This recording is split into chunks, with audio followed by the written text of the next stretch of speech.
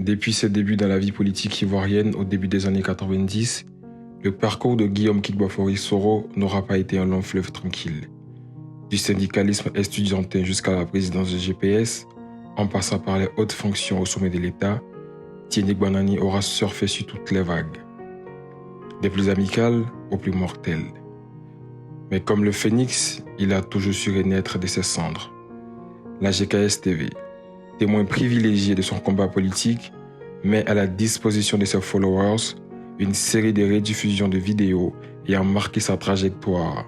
Il faut savoir d'où l'on vient pour savoir où l'on part, car notre histoire est notre témoignage.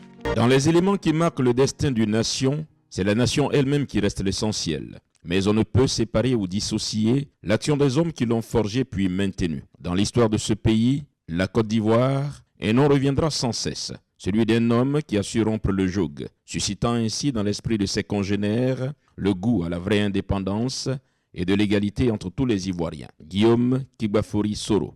Comme il aime si bien le dire, lorsqu'un peuple est opprimé, la révolte est de droit.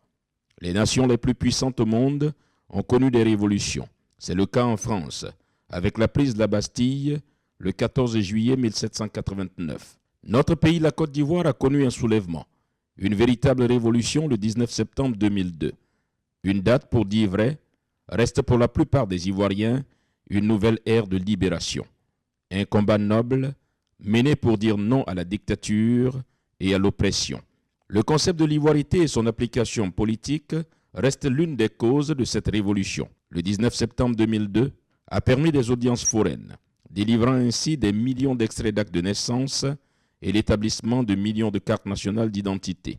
Aussi a-t-elle permis aux Ivoiriens de s'exprimer librement dans les urnes, en portant leur choix sur le candidat de leur préférence à l'élection présidentielle de 2010. Une élection libre, transparente et ouverte à tous.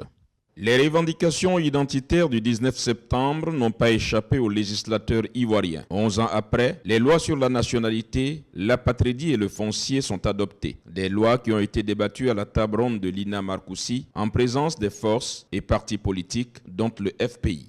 Voilà autant d'acquis que le 19 septembre 2002 a favorisé, réglant ainsi une injustice restée longtemps sans solution par un manque de volonté.